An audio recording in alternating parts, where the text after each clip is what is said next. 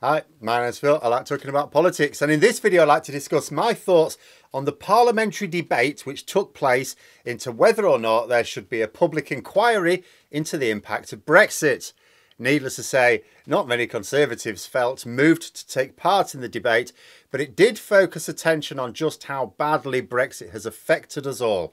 But first, if you'd like to be notified of daily news and politics, please subscribe to the channel. So I think what I would say first of all is that Brexiteers have nowhere to hide now. This petition, in theory, could have been signed by people in favour or against Brexit. After all, Brexit supporters must be pretty sick of people like me moaning about the damage being caused by Brexit on an almost daily basis, certainly a weekly one. Why don't you talk about the benefits, Phil? Why always the problems? Because there's not any benefits? At least not to people in Britain. I have spoken at length about the benefits of Brexit to people in, say, Northern Ireland, in some EU countries. But if Brexit believers insist that these benefits not only exist, but actually outweigh the problems, wouldn't a public inquiry be perfect for them? A fully transparent, independent appraisal of the facts. I mean, if it concludes that Brexit is brilliant with further potential for more brilliance, well, that'd shut me up, wouldn't it? Only this is not going to occur. Not yet, anyway. This is because Brexiteers are not backing a public inquiry. Only anti-Brexit campaigners want one. So Brexit supporters can have nothing to say anymore. And if you see anyone trying to claim that the benefits of Brexit are already here, and especially if they say they are obvious, ask why a public inquiry is being blocked by Brexiteers in Parliament. Of course, you might expect the usual retorts to be that a public inquiry would be expensive and there's no need for one. This is, of course, nonsense.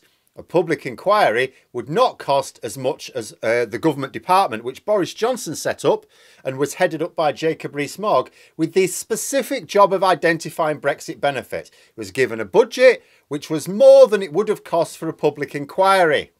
Would have been way cheaper, and we'd get a detailed fact-based report at the end of it. And as for, oh, we don't really need one. Well, the polls show that an increasing number of people, and a majority of people, wants to rejoin the EU. So if you believe that they're wrong, actually a public inquiry is absolutely needed, isn't it? The fact of the matter is, Brexiteers don't want an independent inquiry into Brexit, and they certainly don't want it making public. But they are not in tune with public feeling. The top two most signed petitions for the House of Commons are both anti-Brexit petitions. Over 6 million people signed a petition to cancel Brexit. That is a fifth of the total number of people who actually took part in the 2019 general election. And bear in mind, most people, even if they agree with a thing, won't sign petitions. Very few people are actually going to go to the trouble of signing a petition. That was over 6 million people. There were over 4 million signing a petition to have a second EU referendum. No petitions urging the government to go harder on Brexit, I notice, or if they are, they've not got enough signatures to pop up. Or petitions to ignore Remoaners. Needless to say, Conservative MPs largely absented themselves from the debate yesterday, with the obvious exception of a member of the government who has to be there to respond. Leo Doherty was thrown to the lions for this one. A parliamentary undersecretary for the Foreign Office, basically the most junior member of the government they could find, suggesting that everyone was passing the buck until it landed with someone who had nobody left below them to pass it to. There was one backbench Tory MP who felt he could say something. I'll get onto him in a moment. But I will say this. There was one Conservative backbench MP who made an excellent case for a public inquiry. Tobias Ellwood, who is already on record as saying we should probably think about rejoining the single market at least. He made the point that we're reviewing our trade and cooperation agreement with the EU in 2025 anyway. He suggested we really ought to review all aspects and outcomes of Brexit in order to lay the groundwork for that review and the renegotiation of bits of our trading arrangements with the EU in a couple of years. And I think there are lots of reasons to have a public inquiry, whether people think Brexit is working well or not. It is undeniably impacting on all areas of government policy. Try and name a single piece of legislation that the Conservatives have put to Parliament, whether it's passed or not, in the last few years, or that they are attempting to pass now, that has not been impacted by Brexit in some way? You may find the odd one, but I think you'll struggle. I was talking in my first video today about the extra burden placed on government departments who now have way more Brexit administrative work to carry out, red tape basically. The impact of Brexit on the work of government should absolutely be investigated. But the benefit of a review is not only that it informs the public about what is happening now, it provides useful recommendations for improvements. And even for people who still believe in Brexit, why would you be against recommendations for improvements? Ever since we left the EU, and especially since we exited the Single Market and Customs Union, the Conservatives have been running an entirely defensive campaign. They are constantly trying to justify it, like someone who's come home one day with a brand new sports car and now has to invent a load of reasons why it was actually a shrewd purchase, not an insane consequence of a midlife crisis. In terms of the actual debate, there were some very good points raised. Some MPs brought up specific examples of the damage caused to their constituents. Some made good arguments for the public inquiry. It's a shame that Mr. Elwood did not speak at the debate itself, or if he did, I can't find the record of it.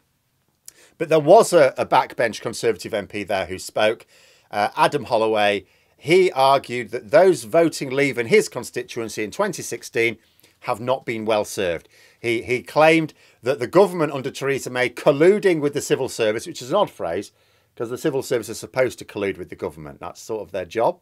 But anyway, colluding with the civil service failed to deliver Brexit properly. He commended Boris Johnson for doing so. You would think, therefore, he would be in favour of the public inquiry. After all, an inquiry would prove his point that Brexit has been delivered in line with the wishes of his constituents. And it would have to be a public inquiry, to prevent those meddling kids, colluding civil servants from being involved, wouldn't it? But no, despite the fact that the debate was specifically about holding a public inquiry into the impact of Brexit, that's what the debate was about. He didn't seem to make any point supporting it. He mentioned the public inquiry, but he didn't say whether he supported it. I think the implication was he didn't. But he didn't actually make any arguments against a public inquiry. He didn't make any for it. So I'm not really sure how he thought his statement related to the debate at all. But it did at least mean that almost every party in Parliament was represented in the debate. Even the DUP had something to say. It was mostly complaining about the Windsor framework, but I think it was only Alba and the SDLP who didn't have any MPs putting anything on record. But it was the Conservatives alone who failed to say anything in favour of any process for transparently informing the public about the impacts of Brexit. And I go back to Boris Johnson setting up a government department specifically to identify the benefits of Brexit with a budget and an idiot in charge. Why didn't you just set up a public inquiry? Transparent public inquiry, that'd do it, wouldn't it? Again, what's the argument against it? Can't be money because Boris Johnson blew a load of money on trying to get a minister to find them. Why not get an expert to find them? Why would that be? Why would it be that Conservatives can't really make any arguments against the public inquiry?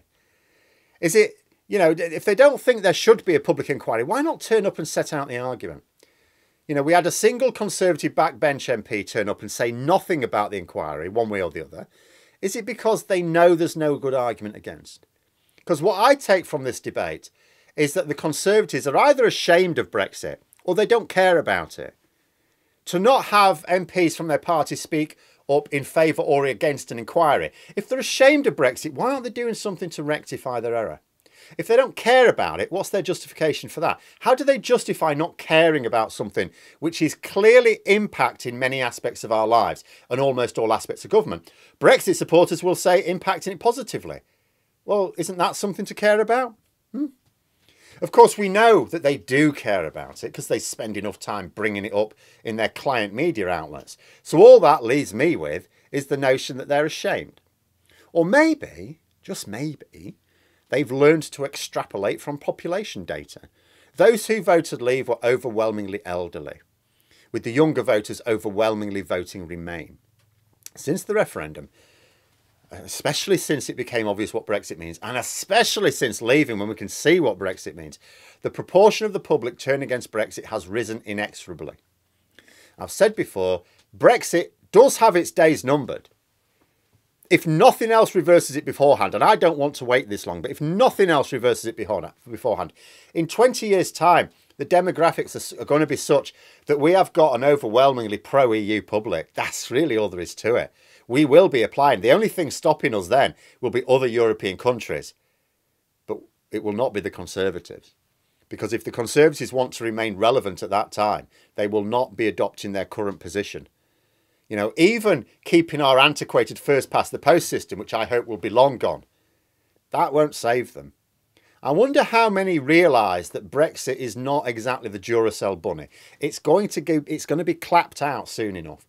And any who still expect to have a parliamentary career in another 10 or 20 years might want to make sure they can shift position. And finally, I'll leave you with a Labour MP who made a comment that many in the chamber seem to agree with, Tonia Antoniazzi.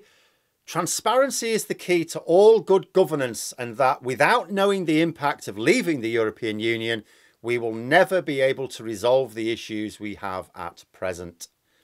But there we are. Those are my thoughts. Let me know yours in the comments below. Hope you found the video interesting. If you did, please click the like button. If you'd like to support the channel further, the join button for memberships. And until next time, I'll see you later.